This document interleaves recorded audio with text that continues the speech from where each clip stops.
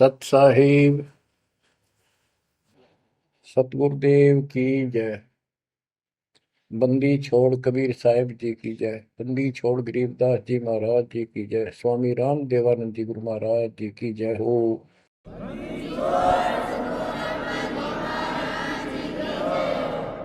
सर्व संतों की जय, सर्व भक्तों की जय, धर्मी पुरुषों की जय। श्री काशी धाम की जय, श्री सुडानी धाम की जय, श्री क्रोथा धाम की जय, श्री बरवाड़ा धाम की जय। सत साहिब गरीब नमो नमो सत पुरुष को नमस्कार गुरु की नहीं। सुर नर मुनिजन साधुआ संतों सर्वस दीन। सतगुरु साहिब संत सब दंडवतम प्रणाम। आगे पीछे मध्य हुए किनको पूर्व। कबीर सतगुरु के उपदेश का सुनिया एक विचार। जय सतगुरु मिलते नहीं जाते नरक द्वार। नरक द्वार में दूत सब करते खेचातान। उनसे कभू नहीं छूटता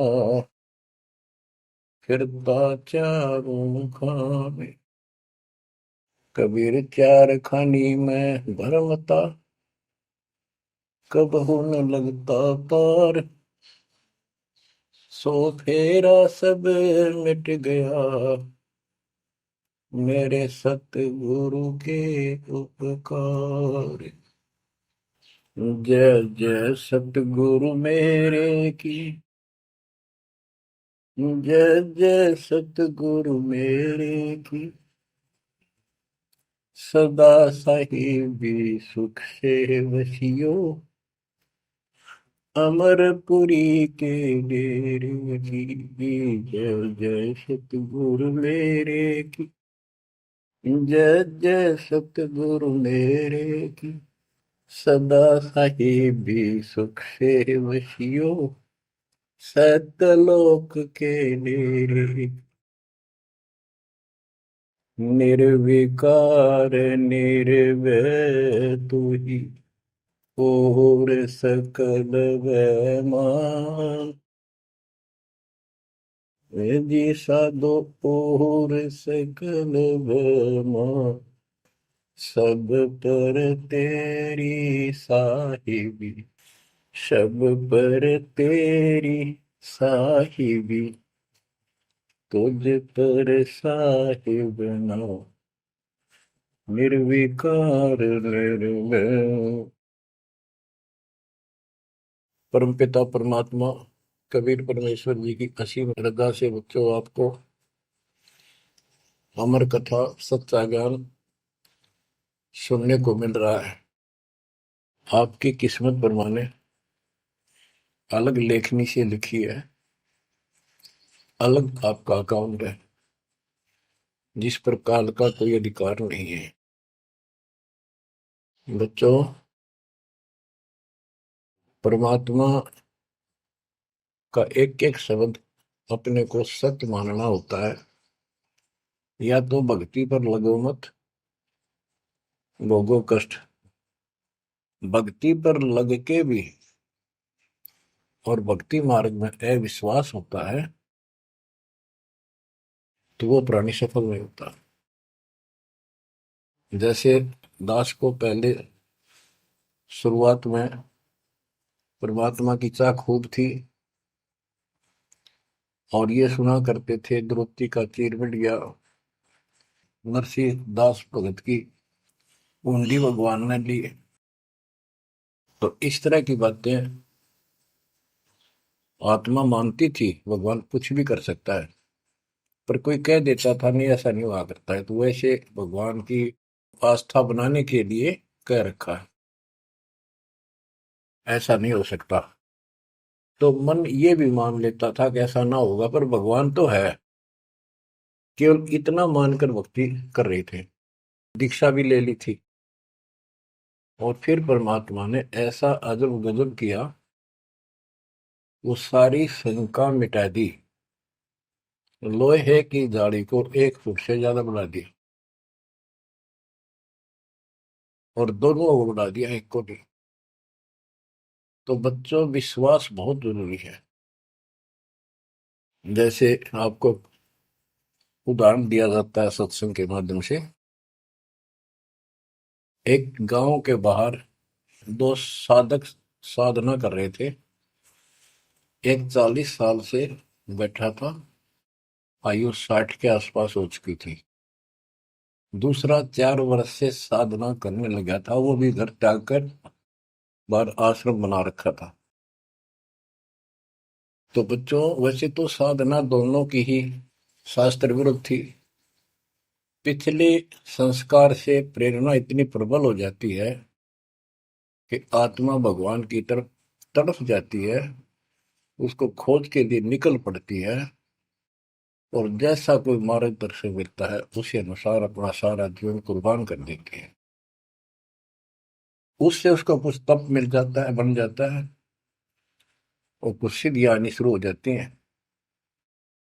उससे उसका वह बोलबाला हो जाता है। फिर उसकी मृत्यु के बाद वह एक यादगार बना दी जाती है। वो नरभाग, आप तो नरक में गया, आने वाले उस गांव की कई पीढ़ियों को भी नरक भेजने का सामान तैयार कर गया।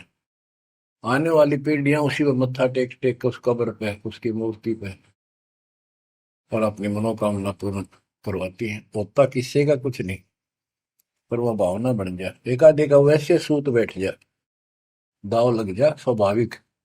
जो भक्ति ना करते उनका भी हो जाता है, वो तो उसका संसार होता। और वो नियमित उसका कर देते थे, हम भी ऐसे ही थे। अब बताना चाहता दास, फिर भी विश्वास बहुत काम करता है। भगवान उसके नंबर देता है अलग से, तो उसकी भक्ति में आस्था अगले जन्म में भी बनी रहती है इस तरह की क्रियाओं से। जो आस्तिक और नास्तिक दोनों क्रिया करता है, वो घर का रहता ना घाट का। एक देवदूत आया करता था ऊपर से, विष्णु जी के लोक से, और वो आकर के उन दोनों भक्तों से काफी देर तक चर्चा परमात्मा की करता था। प्रश्न करते रहते थे, भगवान ठीक है, वहां की व्यवस्था कैसी है। तो वो दोनों, ये देवदूत दोनों भक्तों के पास घंटों बैठ कर जाया करता था।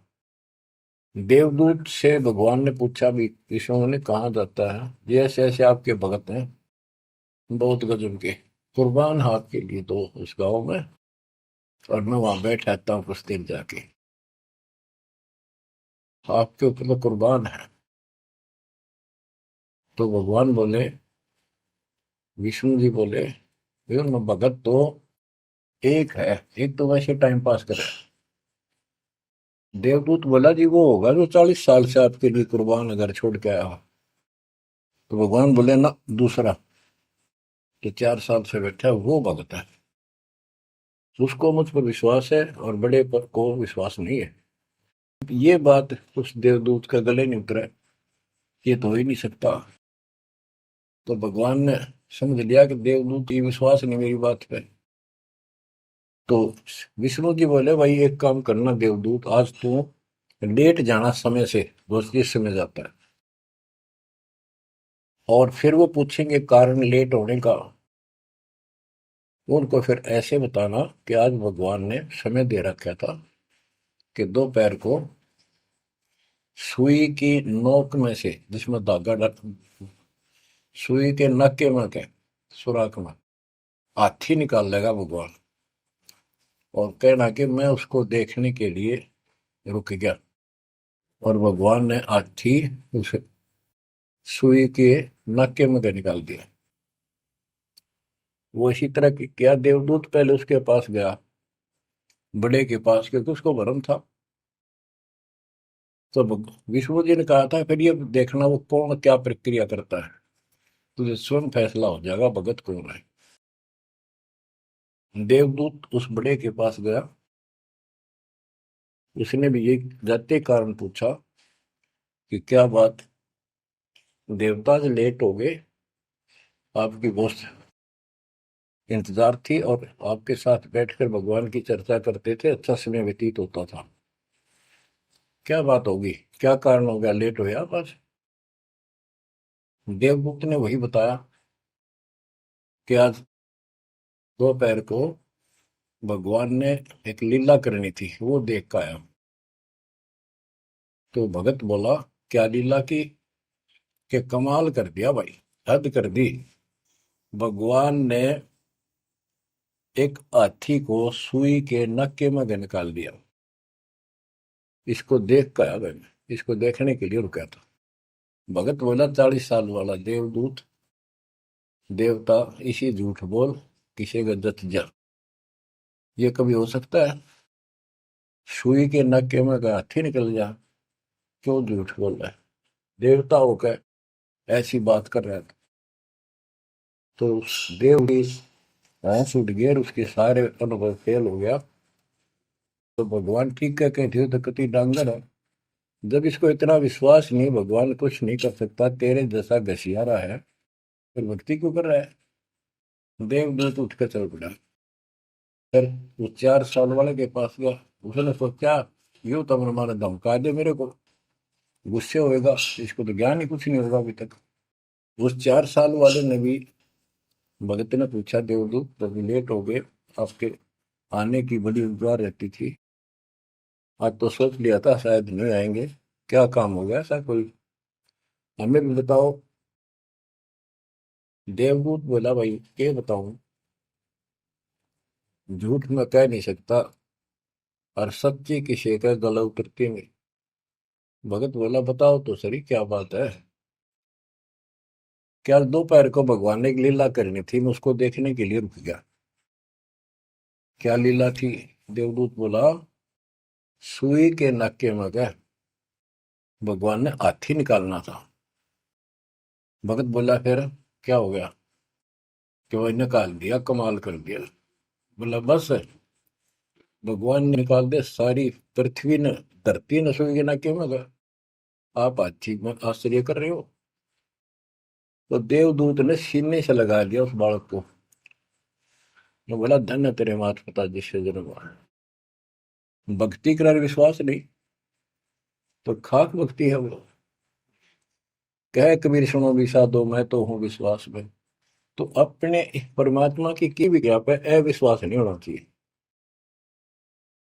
और ये धीरे धीरे आपके साथ भी परमात्मा ऐसी लीला करते रहेंगे और कर भी दी होगी। और ना भी हो तो इतने सारे प्रमाण दिए जाते हैं, विश्वास कर लेना,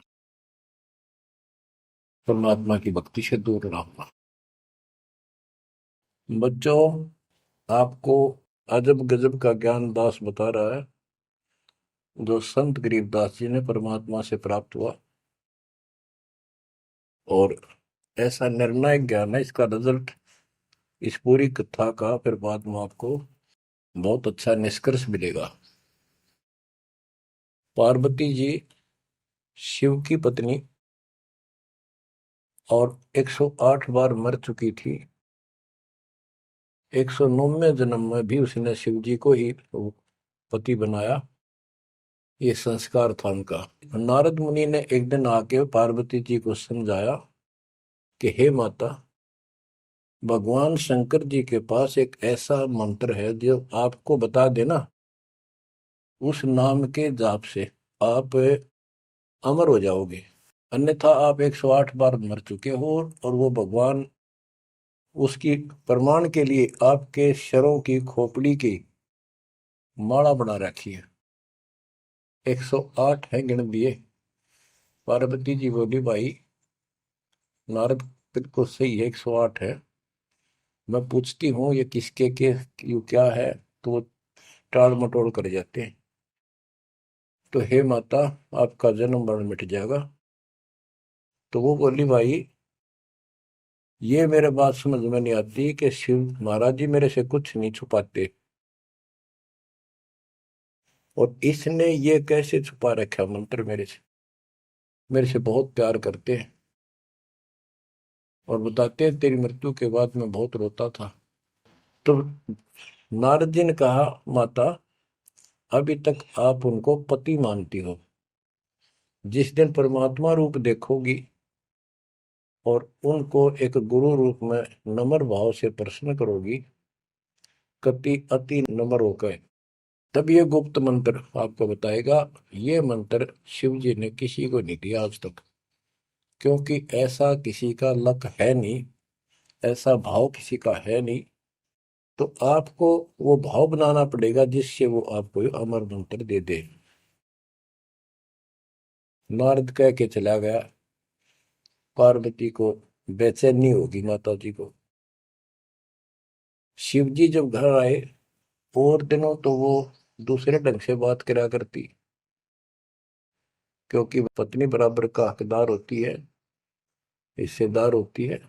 उस दिन चरणों में लेट गई, दंडोत प्रणाम किया और चरण पकड़ के रोने लगी और कहने लगी, हे भगवान,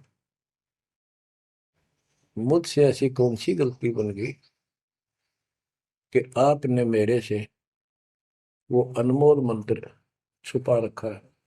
हे भगवान, मैं 108 बार मरी, क्या आप दुखी नहीं हुए होगे? मुझे वो नाम बता दे जिससे मेरा जन्म मरण मिट जाए। अब शिव जी उसके मुंह की तरफ देख रहा है, पार्वती की सारी आओ भाव को समझ रहा है। कहने लगा, पार्वती आज तेरे को कौन सा भगवान आत्मा मिल गया जिसने तेरी बुद्धि बदल दी? ये तेरी बुद्धि का ज्ञान नहीं है, तेरे को तो मैं जानता हूँ। ये बात तेरे मन में भी नहीं आती थी। मैंने कोशिश भी की, भक्ति किया करो, आप कह देती थी आप भगवान हो, मुझे क्या जरूरत है, मैं भगवान के साथ हूँ, मैं उनकी अर्धांगिनी हूँ। तब पार्वती जी ने बताया कि नारद जी आए थे, उन्होंने मुझे ये सब बताया। तो भगवान शंकर बोले, पार्वती सुन ले, जितनी बार तू मरी मेरा पागल जैसा हाल हो जाया करता था।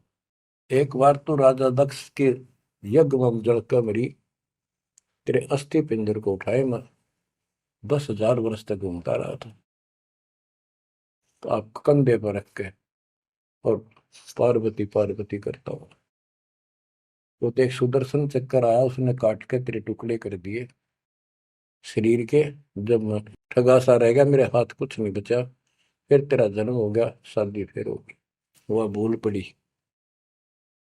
ये मंत्र ऐसा अजब गजब है, ये आम व्यक्ति को नहीं बता जा सकता। भगवान शंकर जी ने कहा कि अब तेरी आत्मा सच्चे दिल से डिमांड कर रही है, अब मैं तुझे यू नाम दूंगा।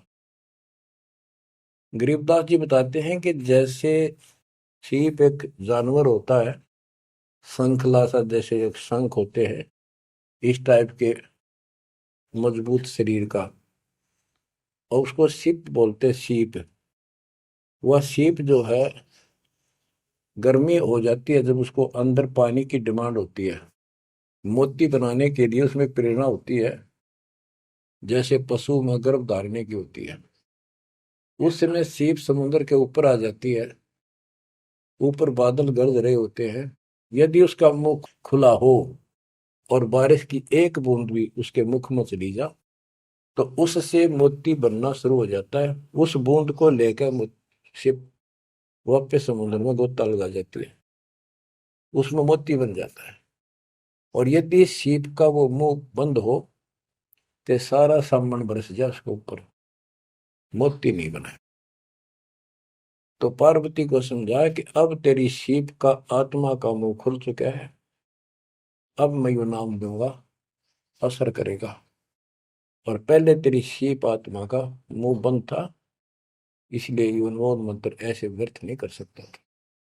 फिर कहा कि चलो, सुबह सुबह एकांत स्थान पर पहुंच गए।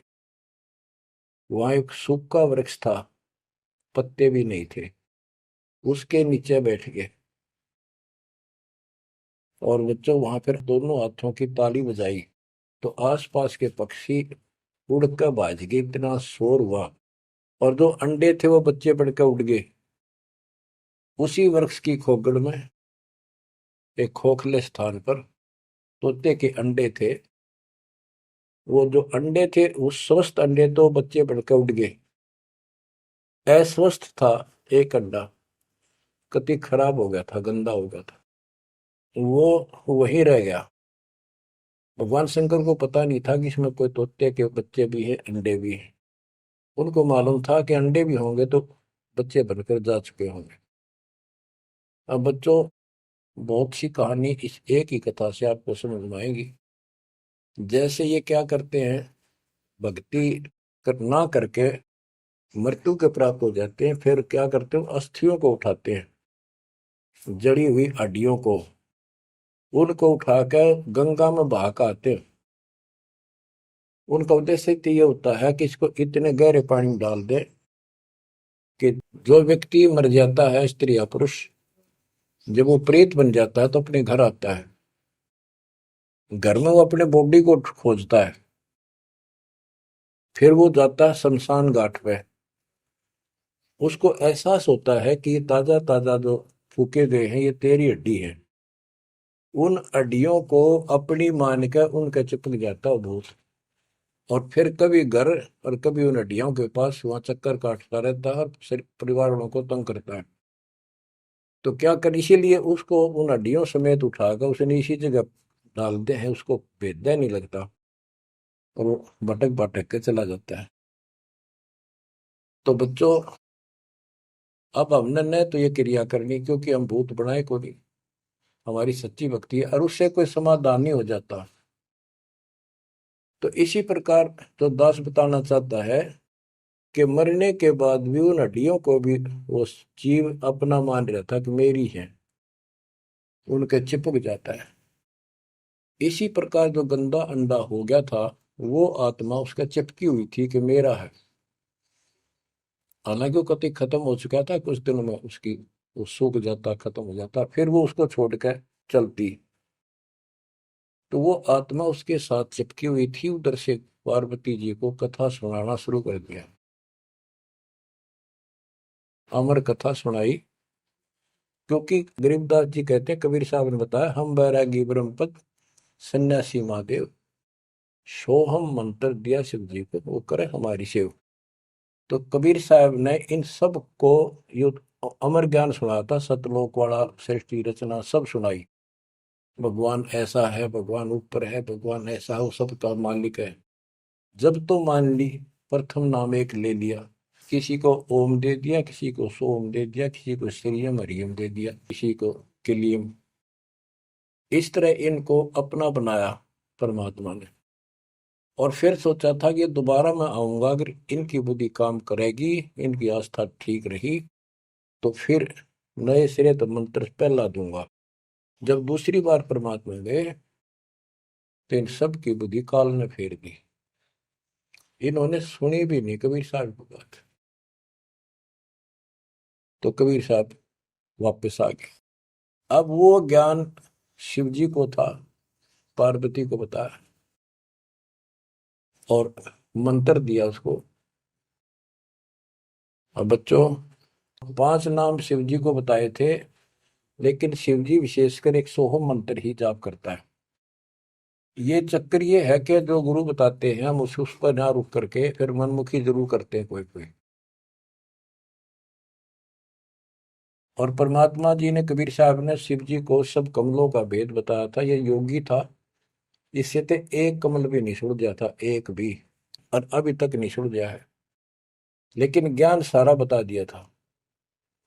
तो पार्वती को सुनाया जा रहा था ज्ञान, पार्वती यश करती जा रही थी, देखो ये मूल कमल है, आगे चलो स्वाद चक्र है, फिर नाभि कमल है, हृदय कमल है, उसमें ऐसे ऐसे देवता हैं, कंठ कमल में ऐसा है, त्रिकुटी कमल तक पहुंचा दिया बस। पार्वती जी ध्यान मग्न होगी, उसको नींद आ गई, बोलना बंद कर दिया। उधर से वो पक्षी इस कथा को सुनने से वो अंडा स्वस्थ हो गया तोते का, और ओंकार्य बुलंद आ गया। शिव जी ने देखा, आवाज और तरह की आई, पार्वती तो सो रही है, लटके ले रही है बैठी बैठी। आवाज कहाँ से आई? उसने देखा एक पक्षी उस वृक्ष की खोगड़ में, उथोथे स्थान में नजर पड़ा। पक्षी उड़ कर भाग लिया। शिवजी उसके पीछे चल पड़े कि इसने मेरा ज्ञान चुरा लिया। आकाश में उड़ गया, उड़ के पीछे हो लिया। ये तोते वाला जीव परमात्मा की अमर कथा सुनता है, उसमें भी शक्ति सिद्धि आ गई थी। और ये ज्ञान जो है पूरे पहुंचे हुए संत से सिद्धि युक्त और अधिकारी से सुनने से ज्यादा असर करता है। भगवान शिव तीन लोक के प्रधान है, इनमें आध्यात्मिक शक्ति है। वो साथ मिलकर उसकी आध्यात्मिक शक्ति के साथ वो वाणी परमात्मा अमर कथा उसके भी बॉडी में गई, उसमें सिद्धि आ गई। मोक्ष तो बहुत दूर की बातें हैं, ये तो लंबा चैप्टर है, लंबी कहानी है। लेकिन सब थोड़ा थोड़ा हिंट आपको देना पड़ता है, कहीं कभी कोई मिसगाइड ना कर दे। सिद्धियों कहते ये अष्ट सिद्धि नौ निधि के भरे पड़े हैं शिव जी, और इनके वचन से भी सिद्धि आ जाती है, किसी को ये कह दे तो। लेकिन सिद्धियां ने के चाटा, ये मोक्ष तो ना हुआ है। भाव कहने का ये है कि वो तोते वाला प्राणी वेद व्यास के आश्रम में पहुंच गया, उड़ता उड़ता पीछे पीछे शिव जी। वहां शरीर छोड़ गए, और व्यास की पत्नी ने जमाई ली थी, उसके द्वारा सांस के द्वारा उस सूक्ष्म जीव अंदर चला गया। और जब गर्भ धारण का समय आया तो उनके गर्भ में स्थान लिया, उस बच्चे के शरीर में प्रवेश हो गया, 12 वर्ष तक वहीं रहा। आगे कथा इसमें आगे आएगी, वो बताऊंगा। अब ये वाणी सुनाऊंगा जो आसानी से आपका समझ में आएगी। मोक्ष मुक्ति का लख्यान बेवा, ब्रह्म में पुत्र व्यास सुखदेवा। सतगुर मेरा महादेव पंका, 84 की मिट्टी न शंका। के महादेव जैसे भी उनको मिले, फिर भी 84 लाख योनियों का चक्कर उसका मिटा नहीं। 78 जन्म गौरी भरमाई, शिव को रुणमाला गले लाई। अर्ध शरीरी देवी गौरा, जिनका थीर बयानी मोरा। 108 जन्म पार्वती जन्मती मरती रही, और शिव जी ने उसके सिर की माला, सिर के रुंड खोपड़ियां माला बनाकर गले में डाल रखी थी। अर्ध शरीरी देवी गौरा, जिनका थीर भया नहीं भौरा। अर्धंगनी थी शिव की पार्वती, और उसका भी मोक्ष नहीं हुआ। नारद मुनि उपदेश बखाना, गिरजा सुनो मोक्ष पद ज्ञाना। सुन हे देवी गौरा माई, 68 तीर्थ पर भी नाई। पिंड प्रदान किए कह बारा, खुला नहीं मुक्ति का द्वारा। जब पिंड प्रदान कहते हैं ना, पिंड प्रदान करने से भूत जुनी जा छूटे थे, पिंड प्रदान करंत गरीबदास जिंदा कह नहीं मिला भगवंत। जैसे पार्वती भूत पड़ गई, पिंड प्रदान कर दिए, भूत जुनी छूट गई, और फिर पता नहीं किस दुनिया में चला जाता प्राणी। इसके संस्कार अच्छे थे, ये फिर मनुष्य जीवन, लड़की का जन्म हुआ, शिव जी के ब्याही गई। ये पिछले जन्म जन्मांतर की शक्ति भक्ति के कारण मनुष्य जीवन ज्यादा भी हो सकते हैं। लेकिन मोक्ष न होने से फिर 84 लाख योनियों में जाना था। इस पार्वती ने भी आगे भी जाएगी। शिव जी भी मरेगा, पार्वती भी मरेगी, और फिर ये 84 लाख योनियों में जाएंगे। कहते हैं चंद सूरज की आयु लग, जो जीव का रह शरीर। सतगुर से बैठा नहीं तो अंत कीर का कीर। अगर चांद सूरज की आयु तक भी जीव का शरीर रहे और पूरा सतगुरु मिला नहीं, तो अंत में कीड़े मकोड़े बनेगा। अब नारद जी बता रहे पार्वती जी को, सुन हे देवी गौरा माई, 68 तीर्थ पर भी नाई। पिंड प्रदान किए कह बारा, खुला नहीं मुक्ति का द्वार। सारे कर्म कांड कर लिए तेरे मृत्यु के बाद, तेरा फिर भी मोक्ष नहीं हुआ, फिर जन्म हुआ।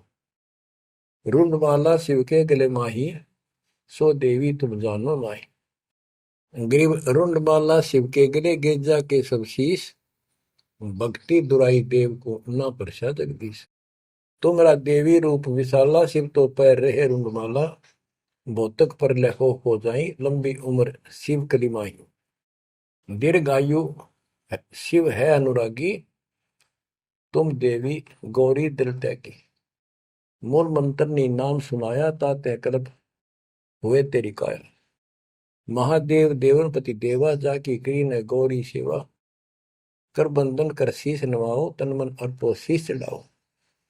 शिव है मोक्ष मुक्ति के दाता, तो से भेद कहूं गौरी माता।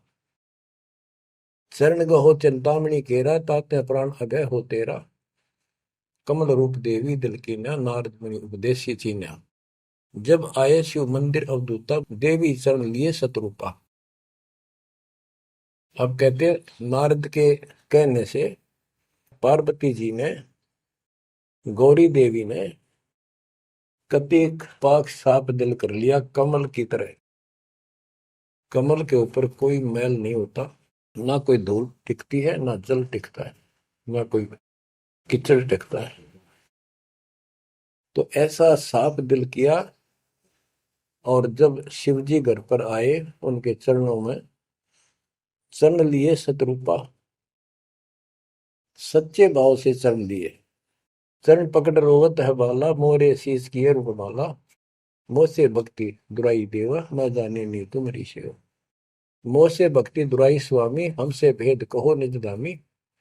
मैं अबला हूं बाला बोली, पार निभाओ हमारी डोली।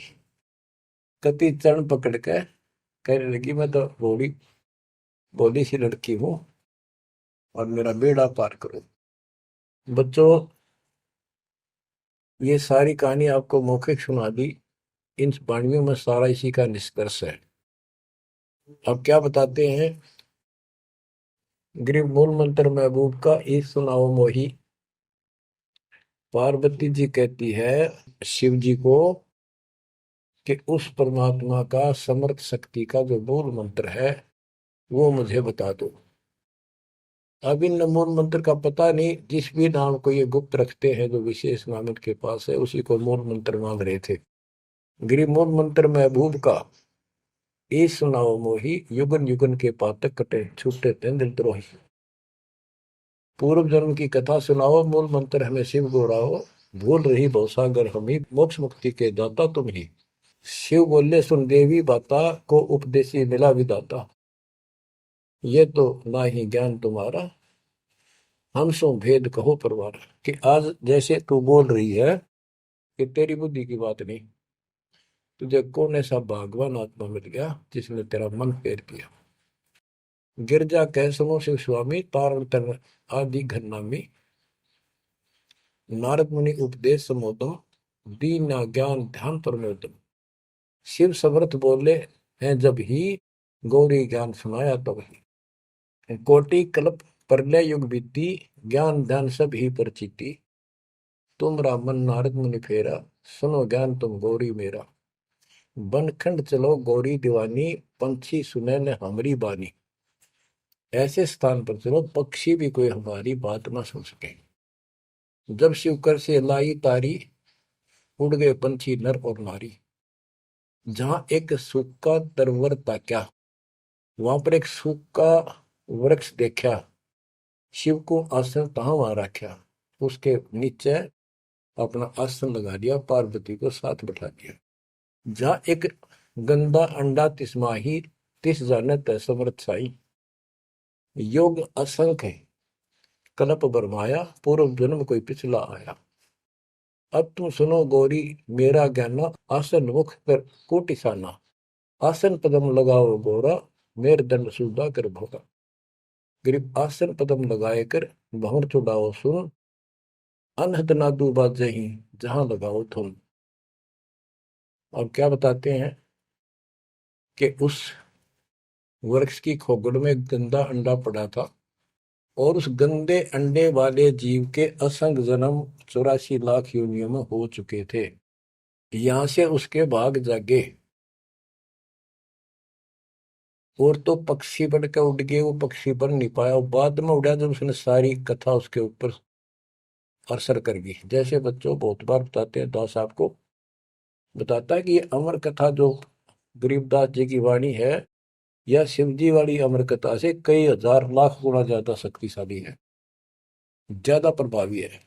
अब ये कथा सुनाने का मुझे कोई उद्देश्य नहीं, इसमें से ऐसा निष्कर्ष निकाल लूंगा आप हैरान रह जाओगे। जैसे एक सर्प कांटे का इलाज करता है, अब तो दवाइयां चल गई, पहले गार्डू होते थे, मंत्र बोलकर जहर तार देते थे। जिसको सर्प ने काट लिया वो अचेत हो जाता था, कति बेहोश जैसे मर गया हो, सांस सांस आते थे। और गार्डू क्या करता है, एक मंत्र 5-4 पंक्तियां होती हैं, उसको सिद्ध करता अपने जीवन में, 5 4 7 10 साल लगा के वो वाणी सिद्ध हो जाती है। फिर तो उसको बोलता रहता उसके ऊपर साथ बैठ के उस सर्प जैसे व्यक्ति पर। उस समय वो सर्प जैसा व्यक्ति अचेत होता है, ना वाणी सुन रहा है ना उसको समझ रहा है इसका अर्थ क्या है। तो कुछ समय के बाद वो उस वाणी के प्रभाव से उस शरीर का विष खत्म हो जाता है और वो व्यक्ति जीवित हो जाता, सचेत हो जाता है।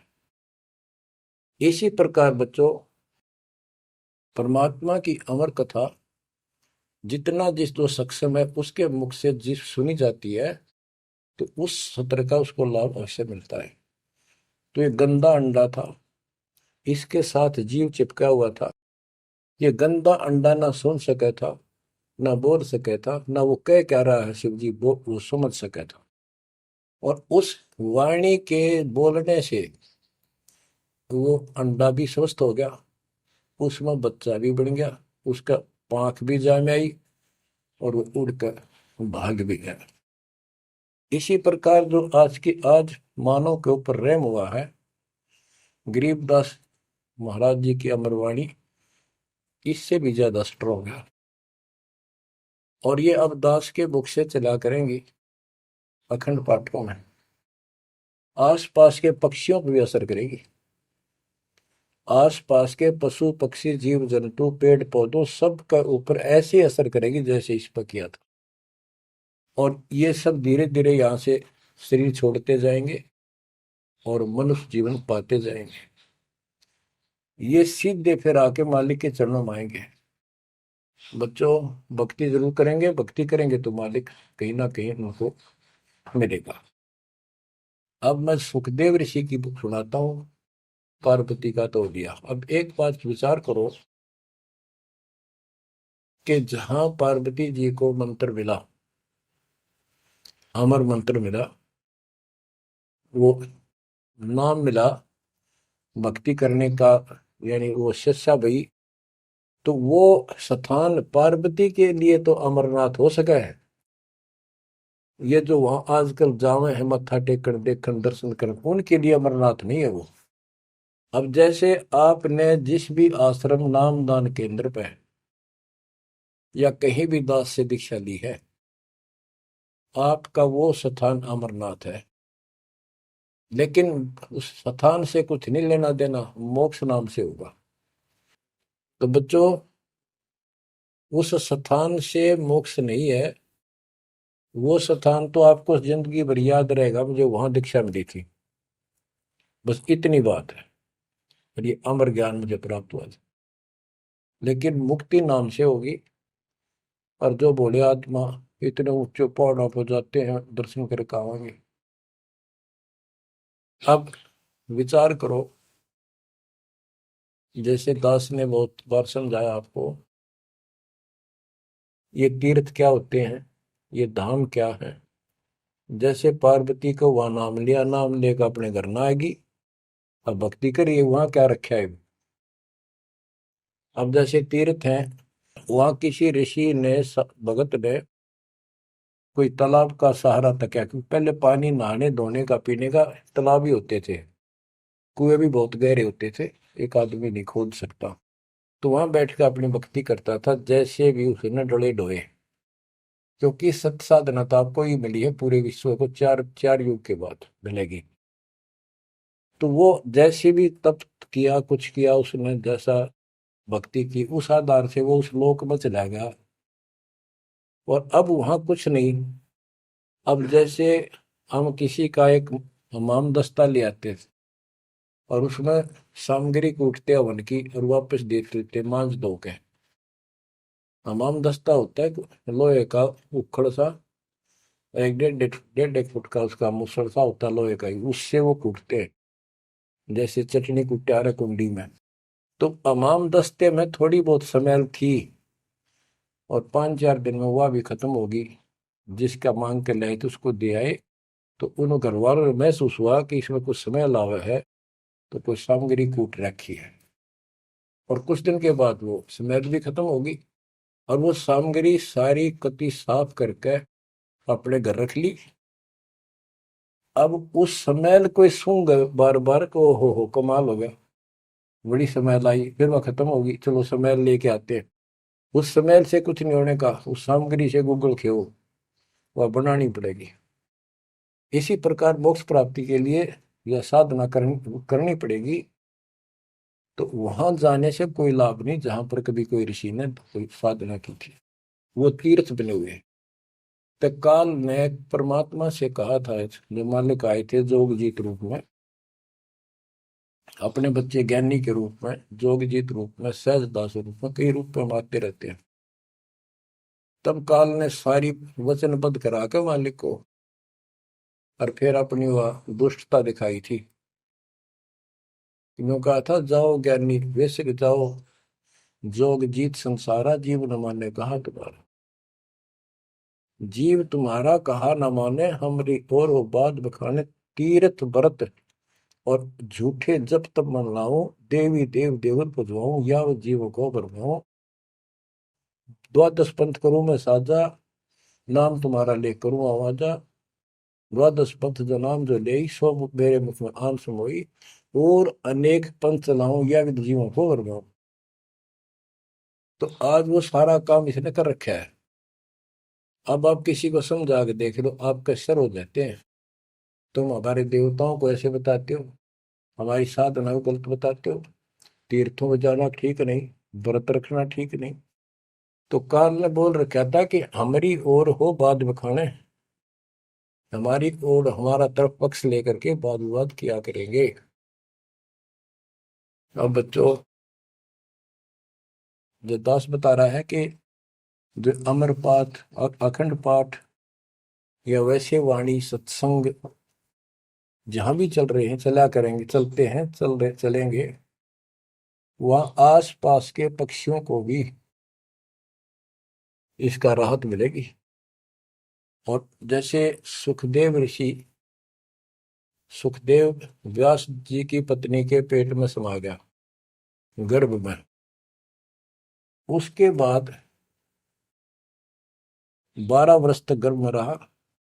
वहां उसको याद रहा कि पिछले जन्म तो असंख्य खो दिए, भक्ति नहीं बड़ी, अब के मानव शरीर प्राप्त हुआ और बाहर जाते भूल पड़ जाती है तो जुल्म हो जाता है। इस डर के मारे गर्भ से बाहर लिया। 12 वर्ष बीत गए, ब्रह्मा विष्णु महेश को टेंशन हुई, ये तीनों आ गए। इन्होंने कहा कि सुखदेव बाहर आओ, 12 वर्ष तक गर्भ में ठीक नहीं, हमारी मर्यादा खत्म होती है। 9 महीने भी माताएं गर्भ में बच्चा रखती है, बहुत परेशान हो जाती है, और 12-12 वर्ष रक्षा करेंगी, ये गलत परंपरा डलती है, आप ऐसा ना करो, बाहर आओ। तो सुखदेव ऋषि ने कहा कि हे परवरदिगारो, हे भगवानो, अब मुझे ज्ञान हो गया, बाहर आती है आपकी माया, यह त्रिगुणमयी माया हमें अचेत कर देती है, सब बुला देती है, इस माया में रोक दो, फिर मैं बाहर आऊं। इन्होंने कहा भाई ज्यादा हम भी नहीं रोक सकते, ये हमारे से भी बहुत ज्यादा प्रबल है, हमारे बस की बात नहीं है, बस कुछ सेकंड के लिए रोक सकते हैं। तब उसने कहा जी कुछ सेकंड के लिए रोक दो। तो कुछ क्षण के लिए रोकी, इतना में सुखदेव बाहर आया।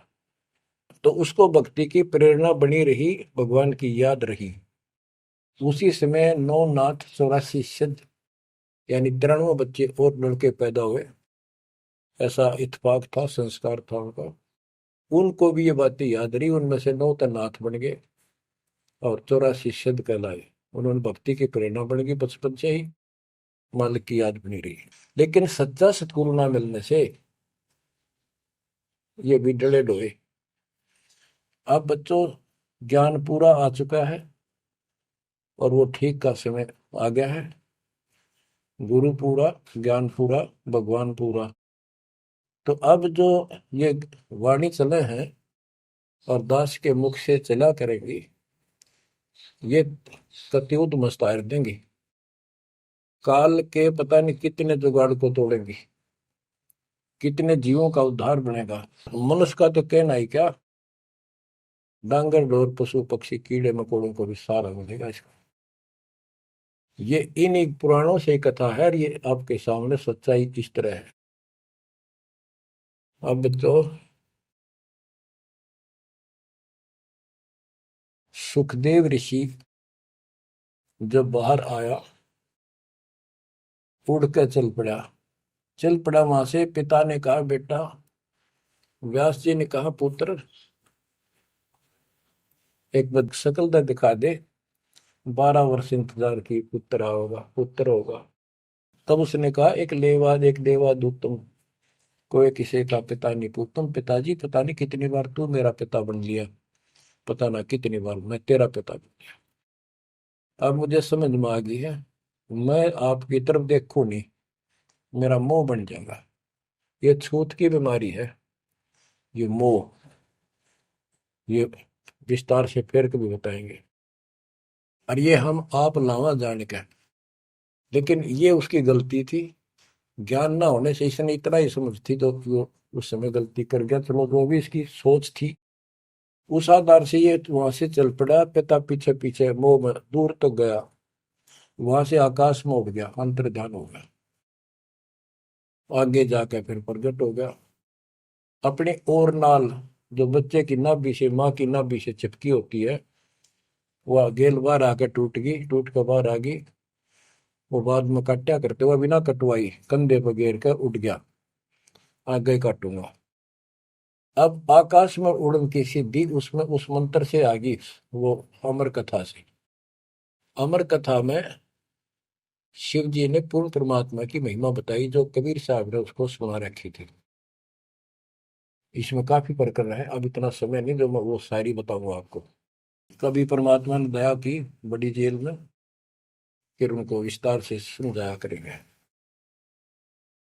तो कहने का भाव ये है कि सुखदेव ऋषि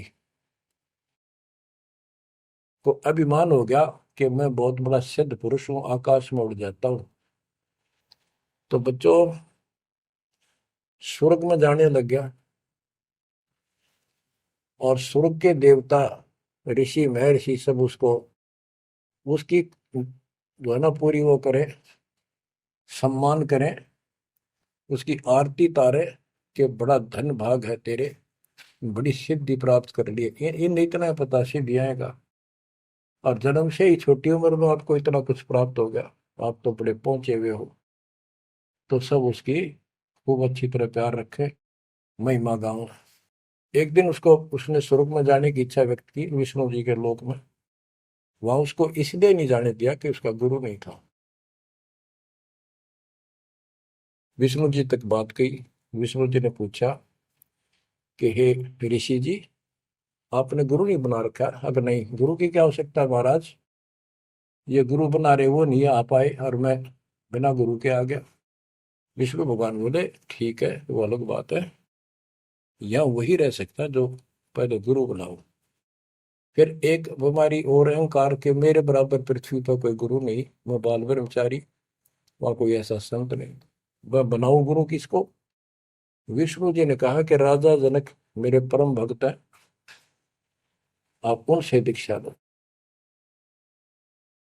यूं कह के विष्णु जी चले गए, उसको बाहर निकाल दिया पार्षदों ने। वो स्वर्ग में आए, वहां सारी कथा बताई। फिर अन्य स्वर्ग, कोमर स्वर्ग, फिर ऋषियों के पास आए नीचे, उनको बताया। तो सब ने कहा कि सुखदेव बहुत बड़ी गलती कर रखी है, गुरु नहीं बनाएगा, गुरु नहीं बनाएगा तो गधा बनेगा। तो पिछले जन्मों में उसको एकदम वो रील सी चल गई कि मैं कभी गधा बना था एक बार, और अंधा हो गया, स्वामी ने छोड़ दिया, कुमार ने, और मैं भटकता भटकता इन नाले में फंस गया। मेरा पुली बना ली लोगों ने, आन जान लागे। मैंने कहा नहीं, भटक के भूखा मर के, भूखा होकर तो मरा, प्राण निकले। उस भय से उसको चिंता बनी। फिर अपने पिता के पास वापस आता है। व्यास जी देख के बड़े खुश हुए कि बेटा आ गया। सारी बात पूछी तो सारी अपनी समस्या बताई पिताजी के सामने। पिताजी ऐसे ऐसे बात है, भगवान ने कहा कि राजा जनक को गुरु बनाओ। तो व्यास जी, क्योंकि जितने भी महापुरुष है वो एक सुर में बोलते हैं, उनको इतना ज्ञान तो है, गुरु बिन बात नहीं बनती। उसने विशेष ज्ञान तो सुना नहीं था, वो बैटरी चार्ज होगी, उसने उड़ा उड़ा फिर था, उससे ज्ञान था ही नहीं इसको। तो व्यास जी बोले, रे बेटा, मैं तो खुश था, चलो बेटा ना मेरे पास आया, पर यूं चर्चा तो चल रही है व्यास का बेटा इतना पहुंचा हुआ है, अब तने गुरु नहीं बना रखे, मैं तो तुम्हें कमाल कर दिया। तो दो कोडी का जीव नहीं, कल नहीं ये तेरा प्राण छूट जाएंगे या बैटरी खत्म हो जाएगी और नरक में जाएगा बेटा। गुरु बिन बात पड़ती है। तो आखिर में हार कहने बोला, हे गुरुदेव, हे पिताजी, मैं कैसे गुरु बनाऊं राजा जनक को। राजा जनक गृहस्थी भाई, ओए होए, और कैसे शीश निभाऊं जाए। जनक विदेही राजा भाई, कैसे शीश निभाऊं जाई। ओहो। सुखदेव बोले, ज्ञान विवेक का हमने स्त्री का मुख नहीं देखे। तो उसके पिताजी बोले, जो भगवान ने कह दिया, अरे तू अब भी अगरम बगरम कर रहा है, ये करने का जीव नहीं, तेने ज्ञान भी क्या आएगा, कहाँ जाएगा फिर तू, वहां तेरे को बढ़ने नहीं देंगे स्वर्ग के अंदर। जो मरता क्या नहीं करता, राजा जनक के द्वारे गया, वहां चरणों में मत्था टेका और अपने कल्याण का मार्ग पूछा। बच्चों, क्योंकि यहाँ समय बहुत कम मिलता है, इससे बहुत सी जानकारी होगी आपको, अजब गजब ज्ञान होगा। क्योंकि अभी तक दास ने आपको केवल प्रमाण दिखाए, सारे ग्रंथ सुन जाए और एक नंबर का ज्ञान आपके हृदय में जमा दिया कि जो दास कह रहा है वो सारी सच्ची है। अब दास कोड वर्डों में, संकेतों में भी ज्ञान समझाएगा, तो भी आपकी आत्मा गिल्ला कैच करेगी साथ के साथ। गरीब गोता मारू स्वर्ग में, जा बैठो पाताल, गरीब दास ढूंढता फिरो अपने हीरे मोती लाल। आप वो हीरे मोती लाल हो बच्चों, आप सामान्य आत्मा नहीं हो। जब परमात्मा आपको कैसे रंग रहा है, रंग में कैसे दूध अमृत पिला रहा है आपको घर बैठे, आपको नहीं पता इसका क्या प्रतिफल होगा। बच्चे को माता पिता दूध पिलाते हैं, बढ़िया भोजन खिलाते हैं, उनको पता है कि इसको कितना इसका लाभ मिलेगा। बच्चे को ज्ञान नहीं होता, वो धक्के तो पिलावे, खेलने लग रहा हो, माँ लाओगी बुला के, आजा भाई आजा बेटी, दूध पियावेगी। बस दूध पीता पीता भी इन्होंने सोचा है, बच्चा अब छोड़ दे, जल्दी ही टांग ठोकूं, बाहर खेल का हूं। अब वह दूध पिया के फिर छोड़ देती, जा भाई खेल है तू। तो बच्चों, ये अमृत दूध है आपकी आत्मा के लिए। अपना काम करो, संसारी काम करो, फिर तो दिन का जो होमवर्क क्लास वर्क है वो भी करो। तो ज्ञान का जो असर है ये व्यर्थ नहीं जाएगा, आपकी आत्मा को इतनी ताकत दे देगा जिसमें भक्ति बिल्कुल सुदृढ़ हो जाएगी, सुरक्षित रहने लग जाएगी। क्योंकि मन में दोष नहीं रहेगा, कोई गलती करे बनेगी नहीं, तो सब कुछ सुरक्षित रहेगा। आपके मोक्ष के लिए परमात्मा ने कसर नहीं छोड़ रखी, जो भी संभव व्यवस्था है वो सारी कर दी है। बच्चों, तुम भी दया करियो, रहम करियो उस परम पिता पे। और इस दास की उम्र देखो, और दास कहाँ है 9 साल से, ये देखो, और यहाँ से आपके लिए क्या कर दिया उस दाता ने।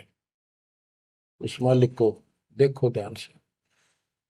आप बालक नहीं हो, आपकी आत्मा में समझ आ जानी चाहिए कि ये क्या हो रहा है। कुर्बान हो जाओ, संसार की भूल जाओ बातों को। जो ज्ञान हम देते हैं उसके ऊपर समर्पित हो जाओ। तन मन धन सब अर्पिए, भक्ति मुक्ति के काज, जिनके उनमें बंदगी के इंद्र का राज। बच्चों, इंद्रिय कर्म न लग लगार, जो भजन करे निर्दुंदरे, गरीबदास जग कीर्ति होगी, जब लग सूरज चंद्रे, जब लग सूरज चंद्रे। बच्चों, आने वाली पीढ़ियां आपको भी याद करा करेंगी जब तक चांद सूरज रहेंगे। आपका नाम रहेगा कि हमारे कौन माता पिता, कौन दादा परदादा दादी इसे अमृत ज्ञान को हमारे कुल में लाए थे। आने वाली पीढ़ियों के उद्धार के लिए तुम जिम्मेवार हो। कुर्बान हो जाओ। परमात्मा आपको मोक्ष दे, सदा सुखी रखे। सत साई।